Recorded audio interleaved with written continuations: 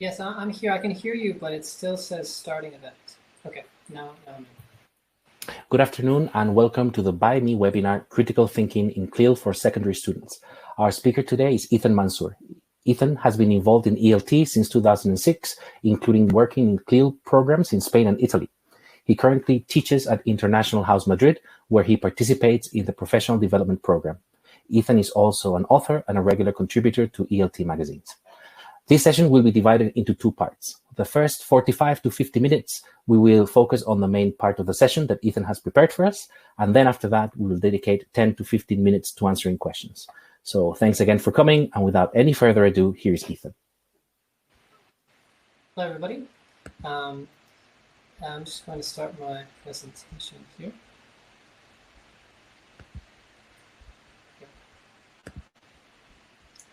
Okay, so hello, everybody. Thank you for coming.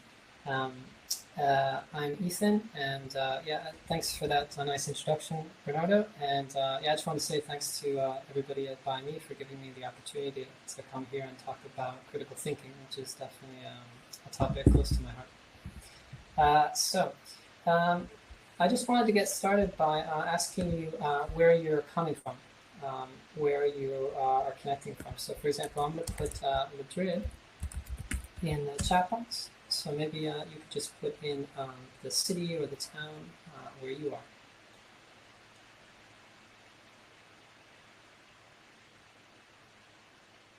Valencia, Basque Country,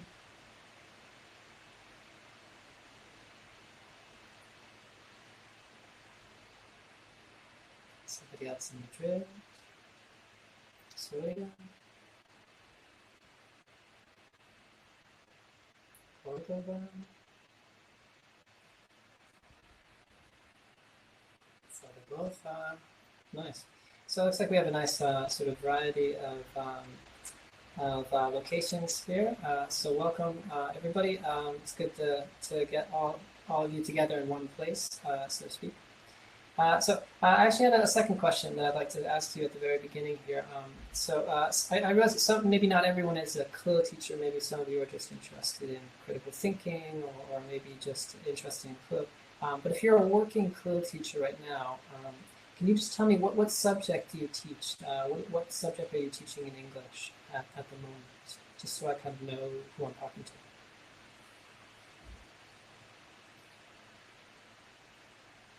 So we've got a history teacher.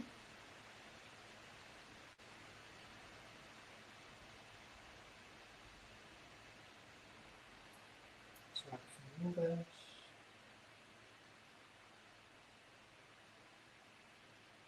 Religion.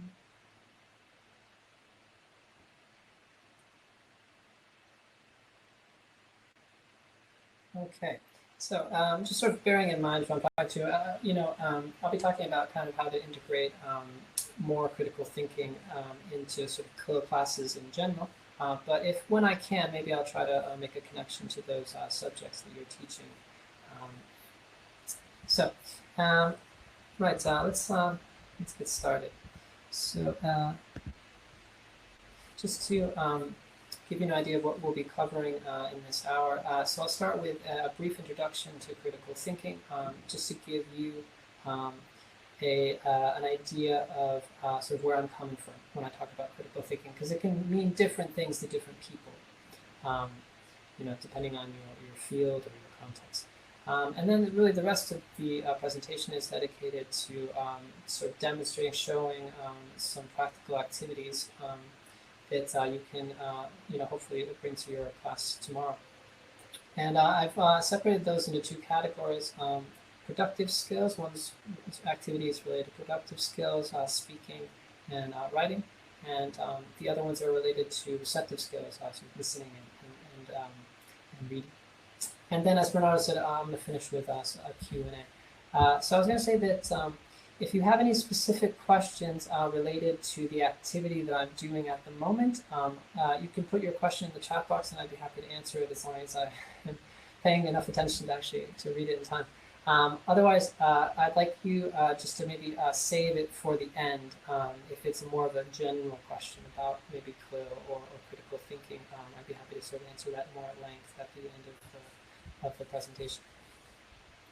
Okay, so the first kind of critical thinking activity I'd like you to do, I'd like you actually just to tell me what critical thinking means to you in your teaching context. So when you think of critical thinking, when you're teaching, what does it mean to you? So I'll just give you a moment to finish this sentence in the chat box. Just just one sentence. You don't have to go for a detailed description, definition. Just give you a moment for this.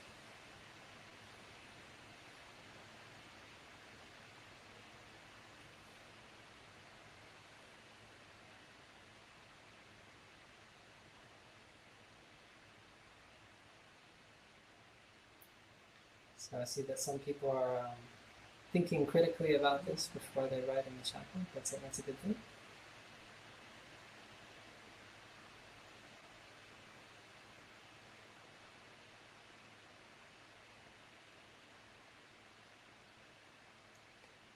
Okay. I like Ricardo's answer about analyzing things in depth. That's definitely analyzing is definitely very closely related to critical thinking, for sure. A way to give a personal response to a topic. I actually have a post-it here. I'm going to write down some of these keywords. We have analyzing, reflection, being reflective. I liked Lola's answer, thinking out of the box.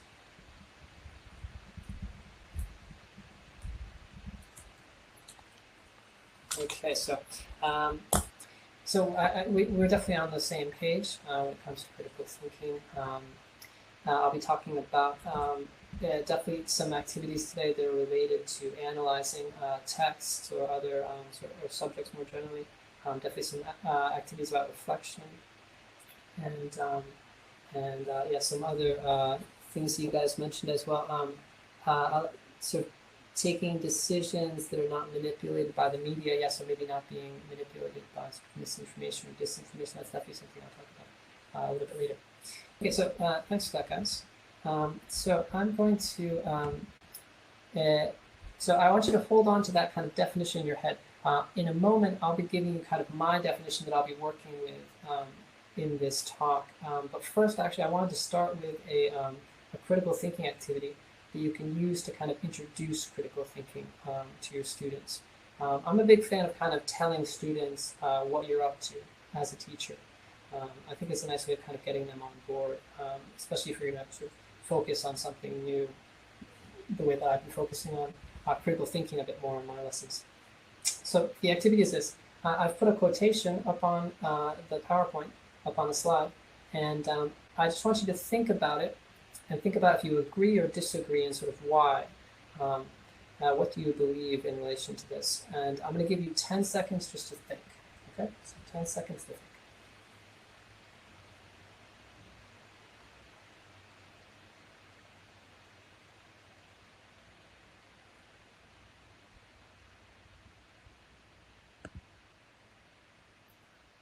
All right, so now I'm going to start a poll. Just have to publish it here. So I've given you a poll activity to do, and I've given you some different options to choose from. So do me a favor, read through all of the options. There are 6 in total, so please read down through all of them before you choose one. And don't just sort of choose the first one that looks good. And let me know kind of what your belief is in relation to this quotation. Just give you a moment for that.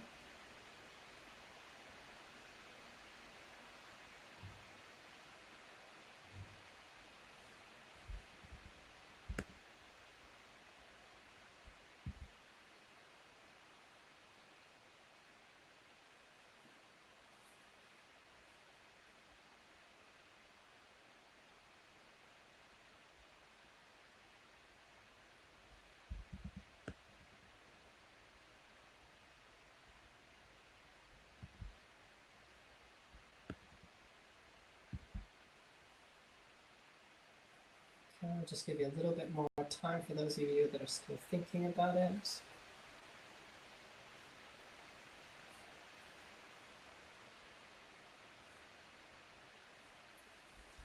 Okay, so it looks like some people agree, some people definitely disagree, and so we have sort of a variety of answers. And that's actually one point I wanted to make about critical thinking activities is that often there isn't a right or wrong answer to a critical thinking activity.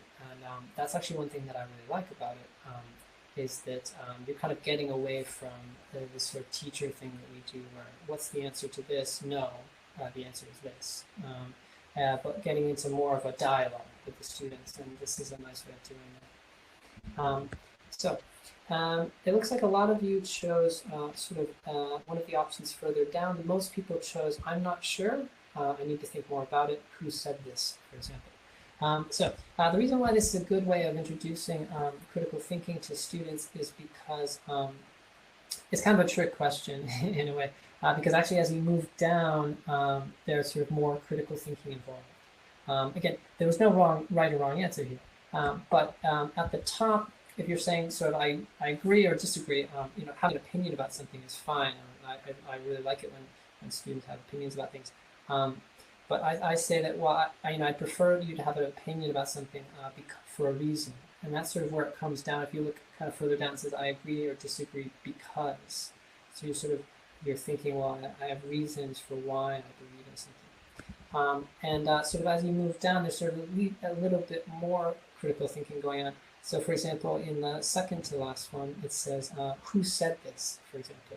So we're at that point, we're sort of questioning assumptions.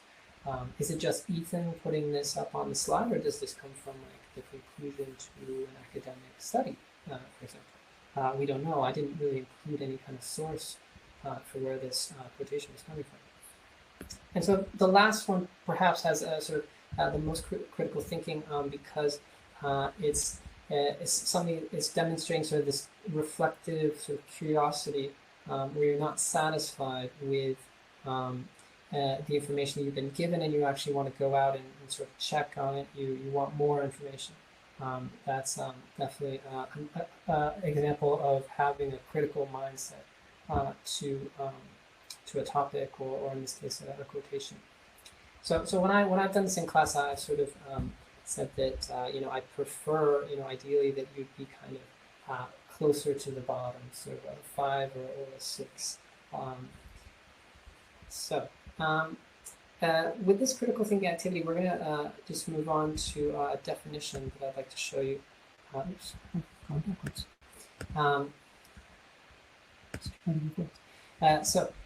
That critical thinking activity we just did, it comes from a new book on critical thinking called Critical Thinking in ELT, a Working Model for the Classroom. It's a book by John Hughes and Paul Demet. And one thing they do in this book, which I really like, is they kind of make the idea of critical thinking sort of more accessible for sort of teachers like us.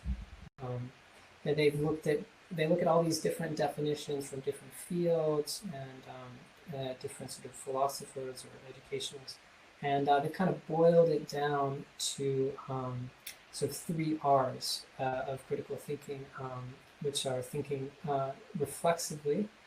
So this is the idea of questioning assumptions, as we said in the last one, sort of asking, well, where does this quotation come from?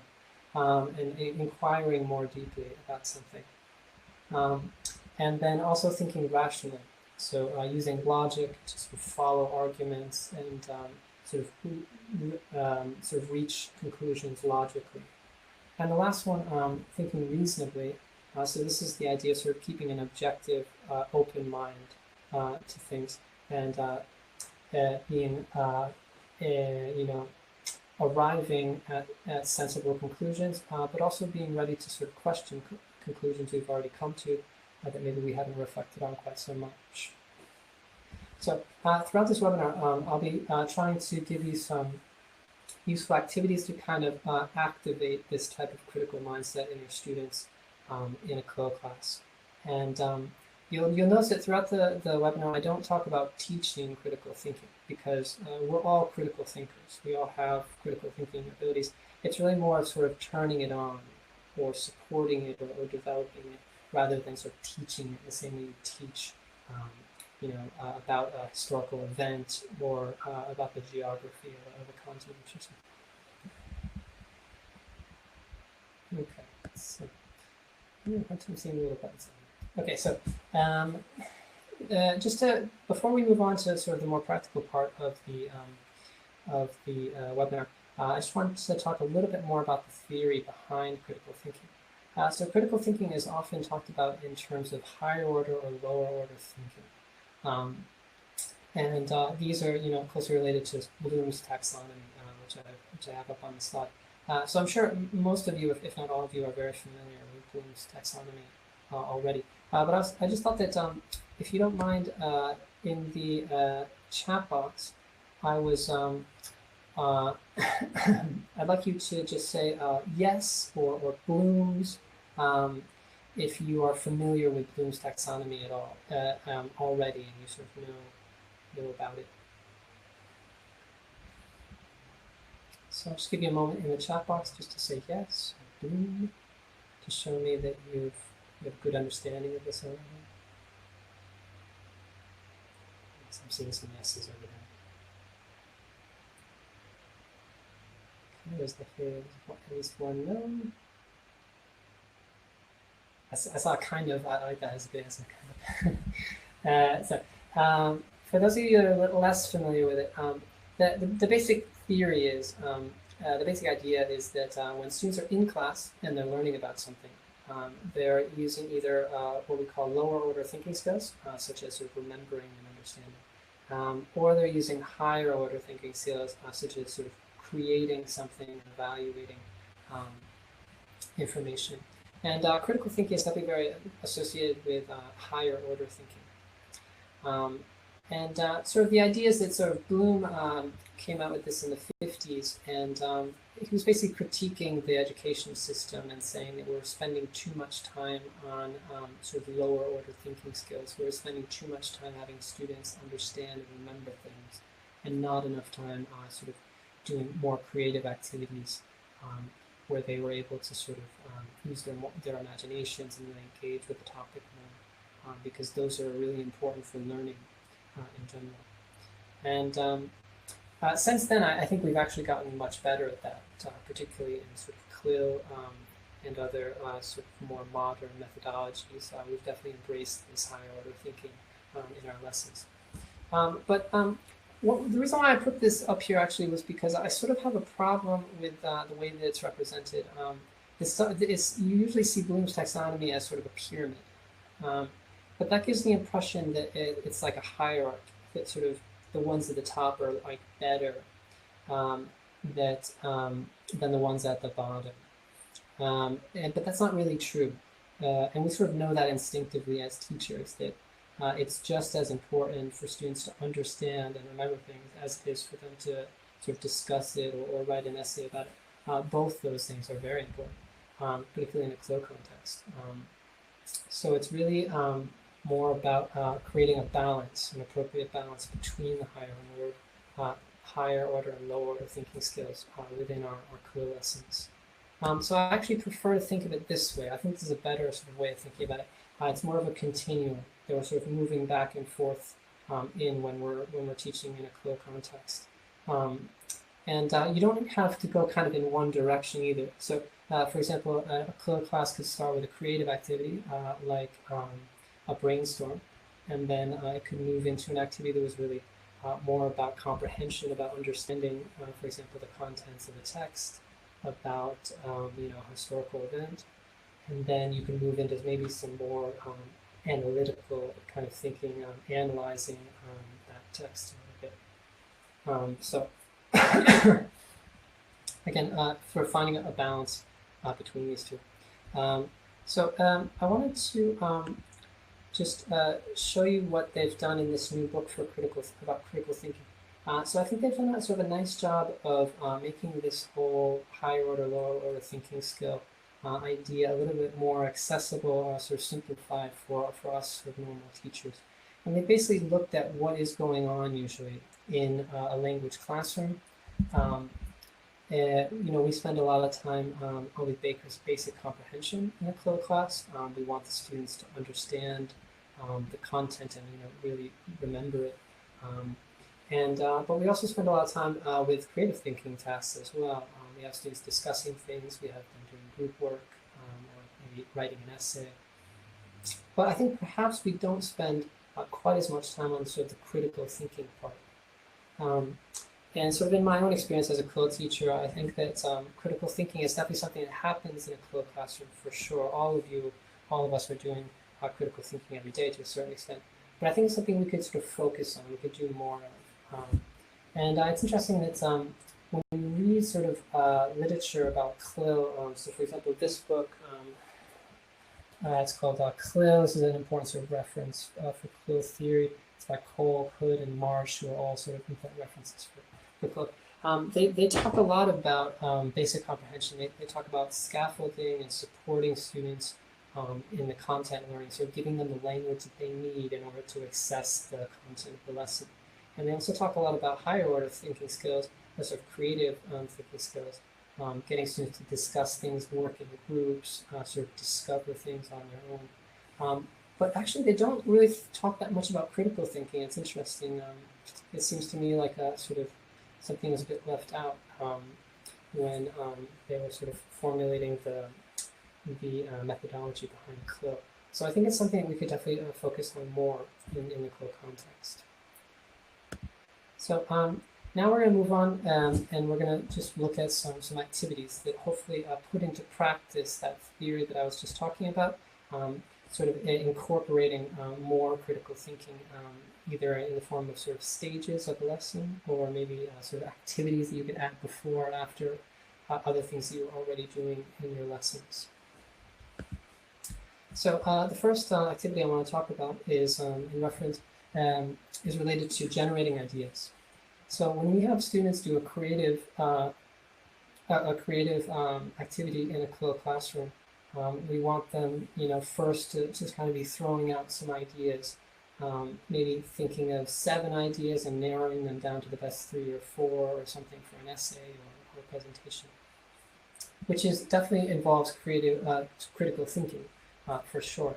But I think there's sort of, if we kind of include a bit more critical thinking in that stage, we can actually improve the quality of the creative sort of output. And I'll give you an example of this. So this is an example of a task that you can do before a debate. A debate is kind of a typical classroom activity in CLIL.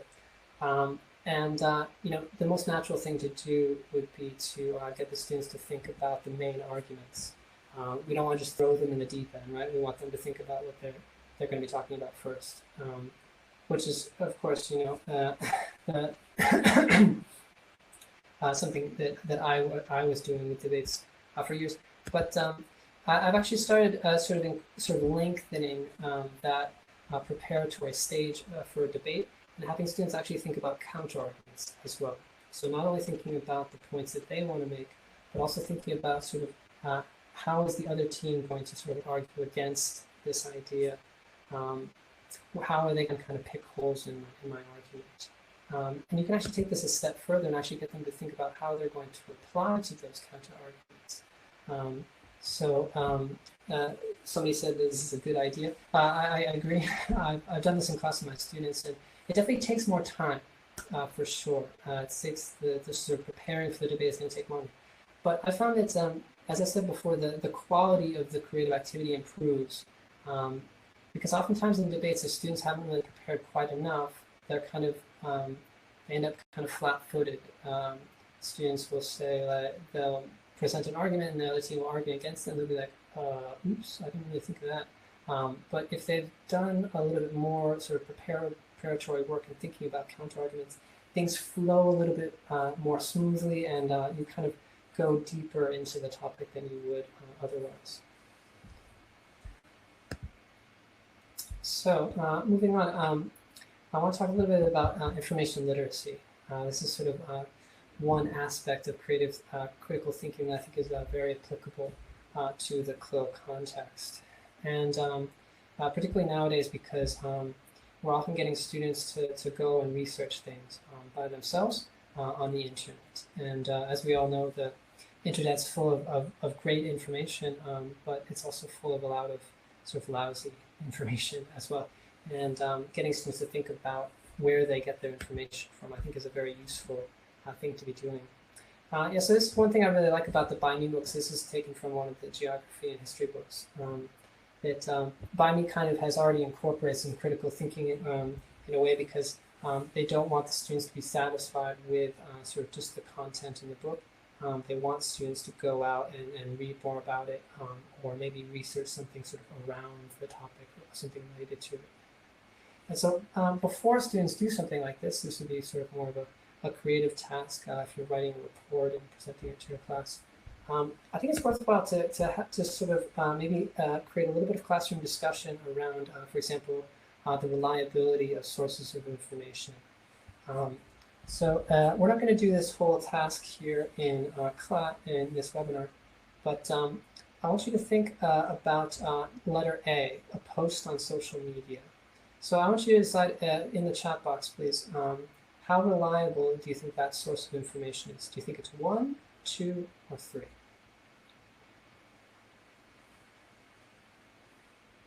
I'll just give you a moment to answer that in the chat box.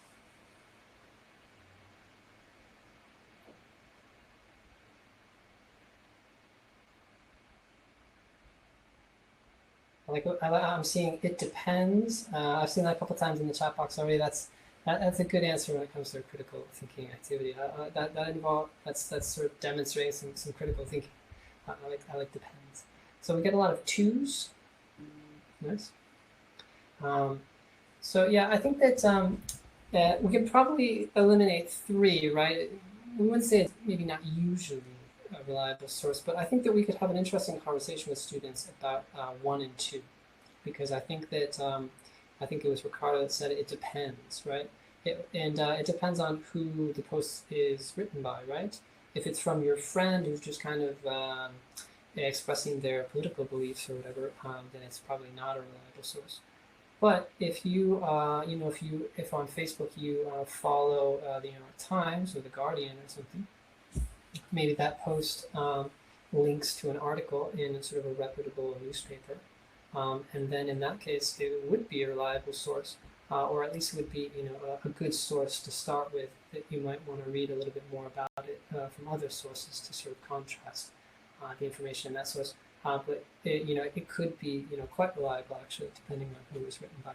So again, this is sort of an interesting conversation you can have with students before they go out and they start sort of researching a topic on their own.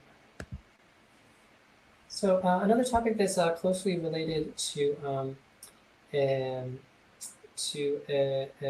topic of critical. So I'm actually just going to change something real quick, because it seems like my picture is actually covering the. It's actually covering the title of the slide. So I'm down here in the corner. Another sort of related information literacy topic is plagiarism. So I think as teachers, we've all come into contact with students that are trying to sort of blatantly take credit for something that they didn't write, and sort of just copying and pasting into their own work or whatever. But I think actually just as often, or much more often, in fact, in my case, I find that students, they don't always know where the line is. We ask them to go and research something, and they don't really know where the line is between sort of incorporating that research into their own work and copying. So I think getting them to reflect a little bit on that can be a useful thing to do before students are doing some kind of internet-based research. So again, we're not actually going to do this in class, but I think we could probably eliminate A, but again, we could probably have an interesting conversation about B and C with our students.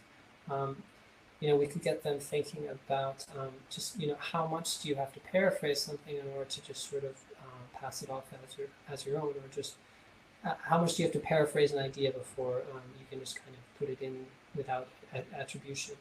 How do you properly sort of put a citation into your work, like putting parentheses around it, putting the proper amount of information into the parentheses afterwards.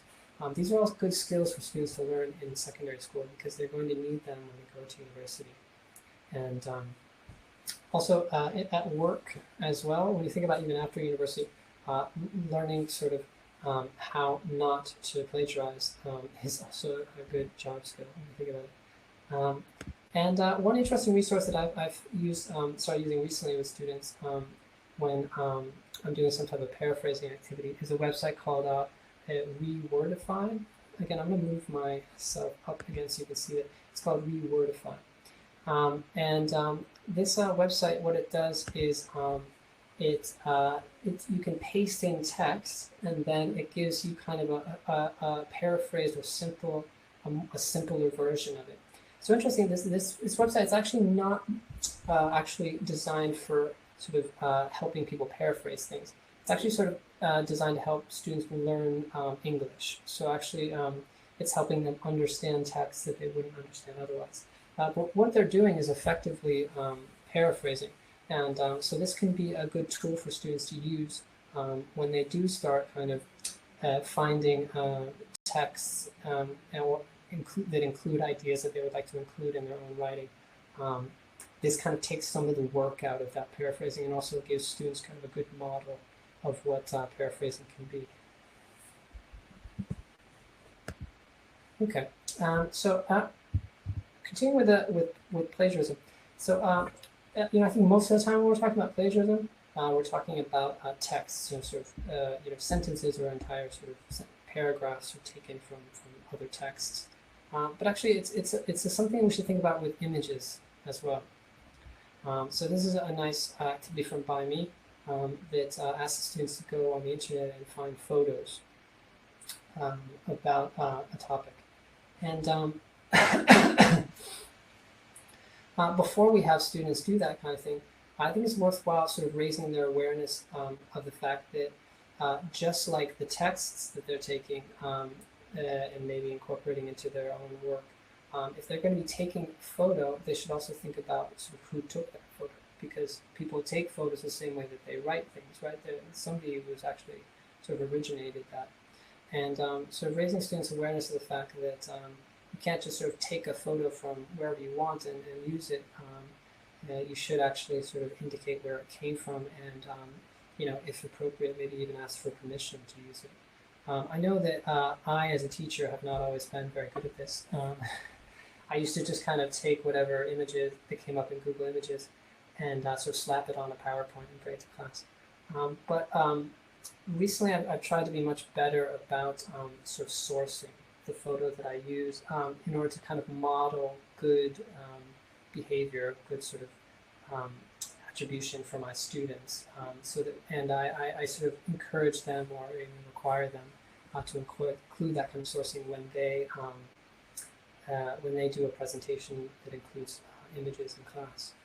And one good resource that I found, I forgot about this activity. So this is, another sort of simple critical thinking activity that could sort of spark some conversation about this topic in class. Getting students to think about sort of where photos come from, how you can ask for permission if you did need to. So again, one good resource for this is ELT Pics. I don't know if how familiar you guys are with this, but it's basically a bunch of photos that English teachers have taken, sort of English teachers from around the world, and just uploaded to Flickr. And you can use them in class without any kind of sort of copyright. They're sort of there for teachers to use. And I've actually started trying to get students to use this as well when they do presentations, because that means that if they're using a picture from this Flickr account, they don't really have to worry about asking permission to use it, or they don't have to worry about sort of looking for who took it. They can just write ELT Pics below the picture, and we know where it came from, and we know that it doesn't have a copyright. You'll notice that throughout this presentation, I've only used pictures from ELT Pics, and even though there's no copyright, I've included a source for them, so you know where they're coming from. Because when you think about it, if you just take a photo and you put it on a PowerPoint in class, students might just think you're a good photographer, right? And that this is a photo that you took. and they'd have no reason to think so otherwise, which is not true, right? Like we're not photographers, most of us. We're just Googling and finding images, right?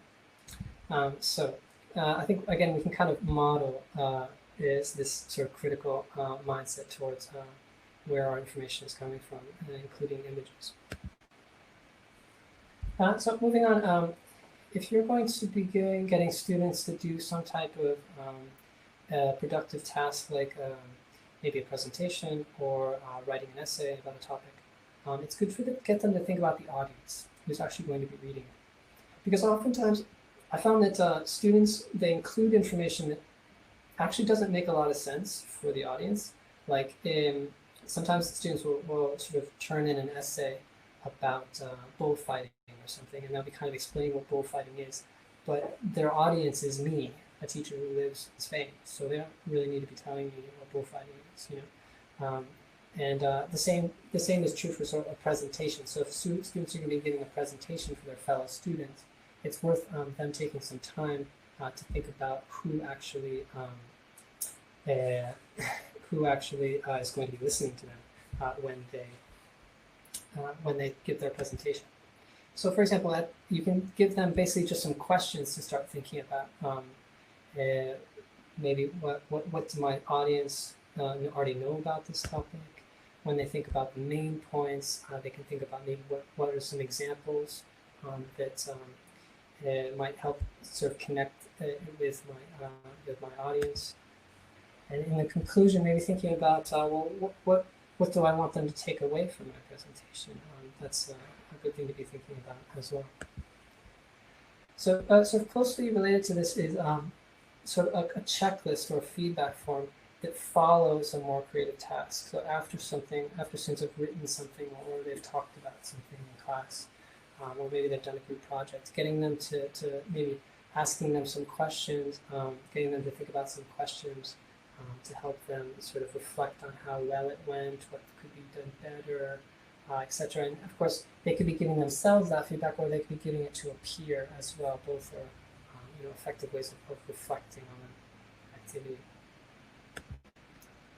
But you can actually take this one step further in terms of critical thinking when you think about it.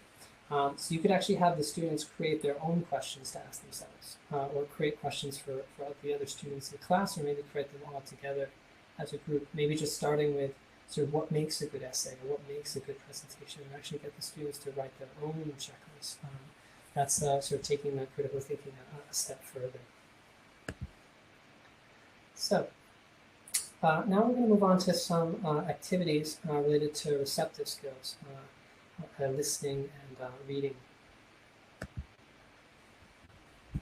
So I think that when you're reading something, particularly on the internet, I think it's important to think about whether it's being presented as fact or opinion, because that's not always clear, and we're not always very good at it.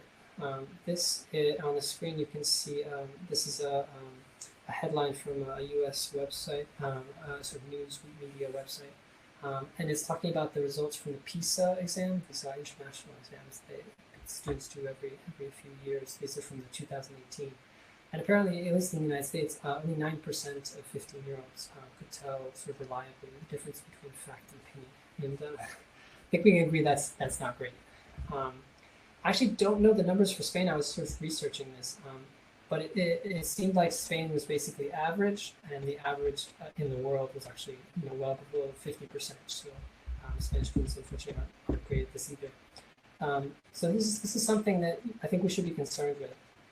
Because if only 9% of 15-year-olds, at least in the States, know if something's a fact or an opinion, that's kind of a problem when we have students go out and research something on the internet. So one kind of simple way you can get students thinking about this, just in class, you could add this to basically any kind of reading text you have done. This is one that's adapted from a By Me book. There was a text about Esperanto, and I've taken and actually created a couple sentences as well. Basically the activity is very simple, just which ones are being presented as opinion. So I'd actually like you to do this activity in the chat box. So just tell me A, B, C, or D. Which ones are being presented as? Thank you, Bruno. As opinion.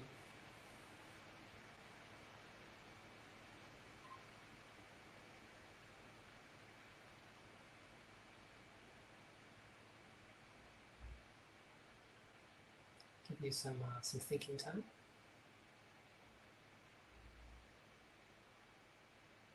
So Michelle says A. Mariano says C.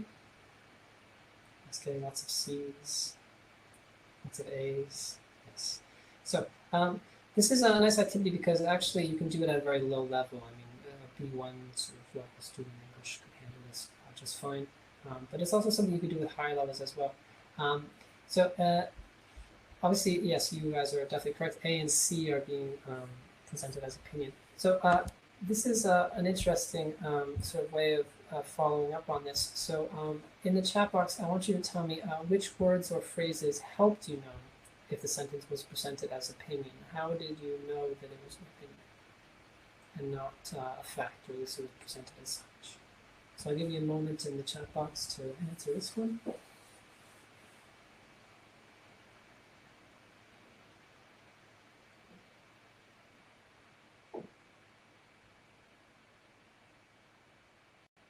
Michelle says easily, very exciting. Will, this is very exciting. Yes. So yeah, I don't have to tell you guys that these are adjectives that are indicating whether it's a fact or opinion. And this is just kind of a simple observation that maybe students haven't thought of yet, and that can help them just maybe turning on that kind of critical mindset that we mentioned before, getting them to think a little bit more critically about what they're reading. By the way, this is equally true in Spanish, actually. So if you get students thinking about this in English, they might be sort of thinking about it in Spanish as well the next time they read something on social media. And I think it's also interesting from a teaching perspective because when we think about helping our students express opinions, we're often giving them kind of functional language, in my view, in my opinion, and those are of course very useful. But actually in the real world, particularly in writing, writers don't often say in my view or in my opinion. They'll indicate that they're giving an opinion in a different way, using, for example, adjectives or adverbs. And this can also sort of get students to think maybe about how they could be doing that in their own writing as well. So, sort of moving on, another kind of related topic is sort of checking factual accuracy of something. And this is a good sort of, again, sort of getting students to activate that critical mindset, sort of not believing sort of the first thing they read, and maybe thinking about, well, maybe I should check this somewhere else before I sort of, before I think that it's completely right. And sort of a simple way you can incorporate this into your class is that you can kind of give it as homework, this type of activity. You could get students thinking about the topic that you're going to do for the next lesson, and get them to research it a little bit beforehand. So for example, if you were a history teacher, you could be maybe doing a lesson related to the siege of Numantia. And you could take, maybe summarize a summary of it, and then you can actually change it to include some false or inaccurate information, and get the students to go fact check that text for you, and come back to class with the correct answers.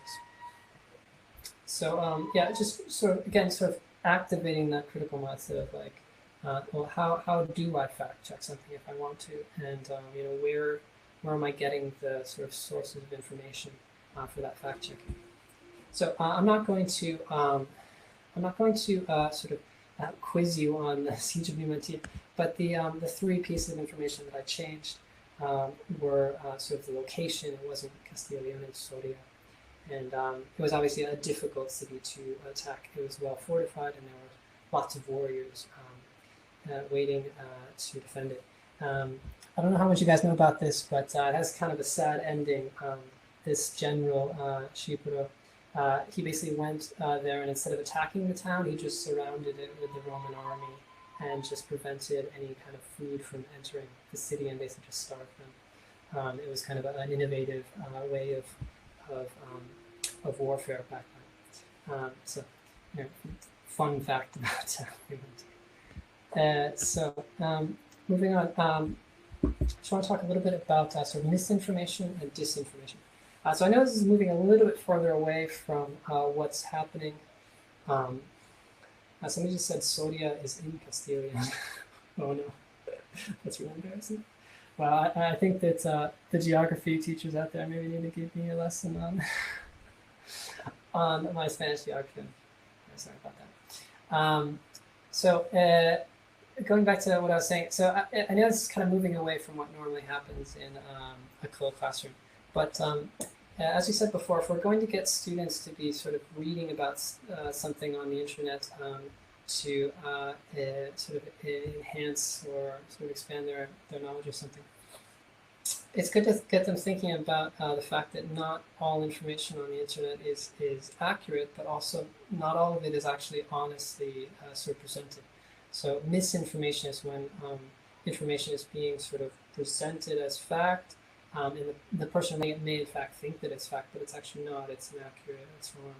And then disinformation is sort of ones that further it's someone who's purposely writing something that's false and trying to convince people that it's true. A good example of this would be sort of when foreign countries try to intervene in democratic elections by on social media kind of spreading lies that people are going to be passing on. And, unfortunately, our students, they're going to come into contact with this. I mean, we all do, but I think teenagers spend sort of a lot of time on social media. I think they can all agree that's true. And social media is probably where they're going to be coming into contact with disinformation or misinformation.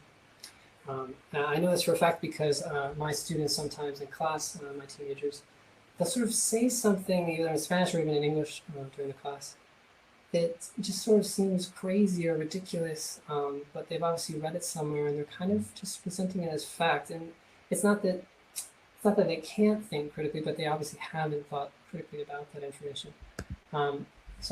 Just kind of thinking of a sort of a checklist type of thing. Maybe this could students could actually create this kind of checklist themselves. This one comes from a recent article in English Teaching Professional called "What We Need to Know About Disinformation and Misinformation" by Nikki Hockley. And she sort of gives some classroom activities on how to get students reflecting a little bit about the information that they encounter on social media. So this could be a useful, interesting thing to do with students. And I think you can kind of pair this with maybe a little bit of project work as well. So you can actually give students just examples of fake news.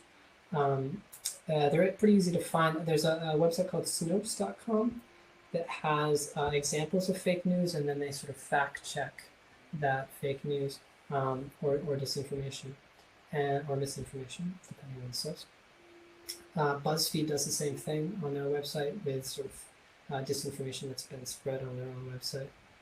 So you can actually sort of just give students the fake news story and then get them to fact check it, for example, for homework. Or maybe just examining some of the language that's used in this type of sort of viral rumor type of post.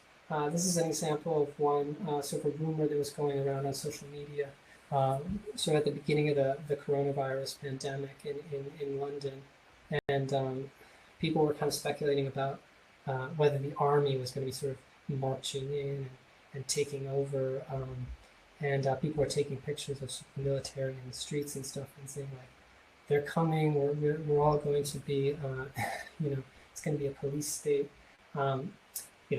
Obviously over time, maybe part of this maybe did come true.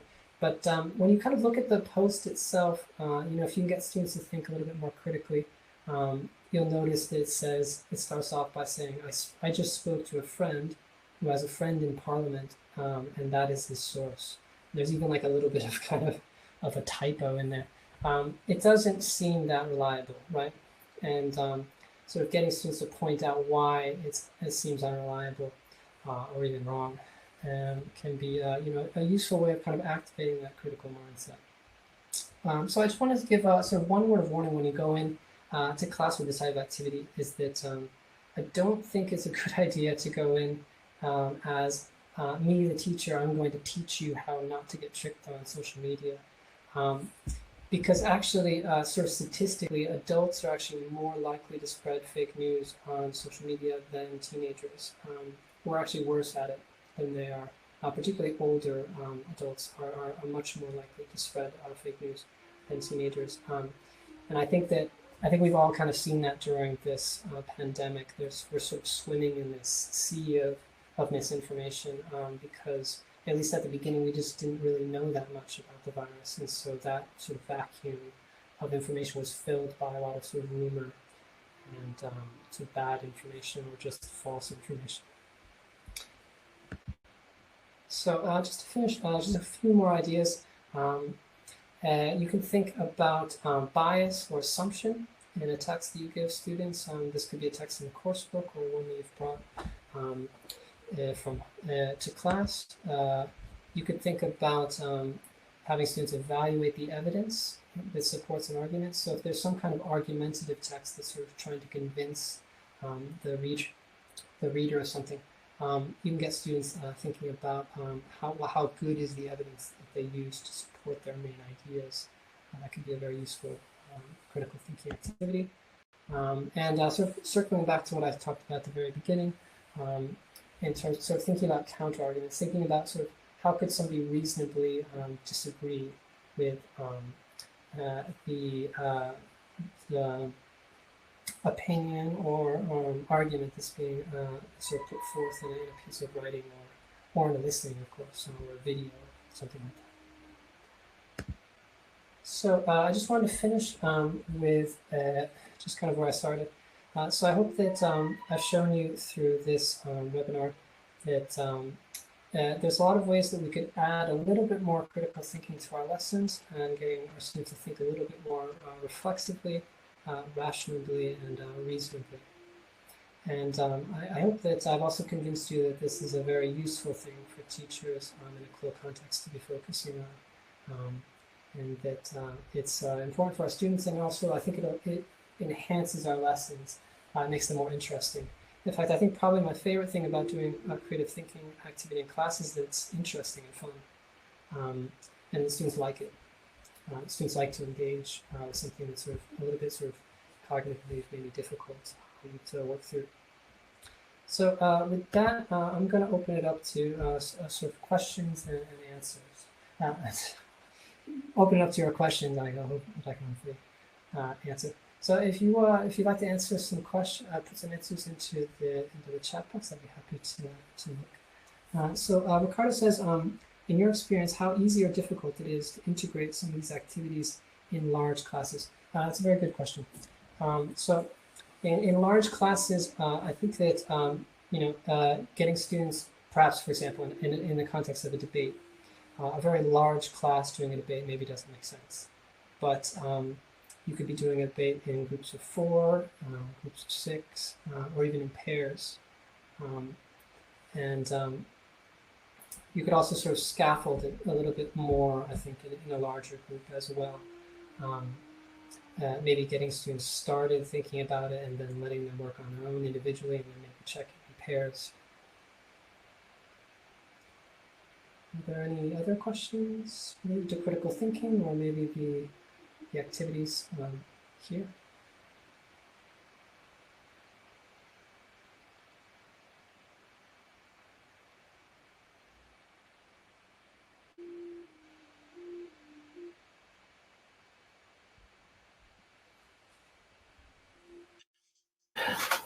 Can you hear me? Yes, well, thank you very much for your questions. From By Me, we would like to thank you all for coming and participating in today's webinar. Don't forget to join us on our next sessions, which you can find on our website, www.bilingualbyme.com. Before we sign off, many thanks to Ethan for his practical and very useful training session today. Have a very nice evening, everyone. Thanks everyone for attending. Thanks for making time for this. Have a nice night. Bye-bye.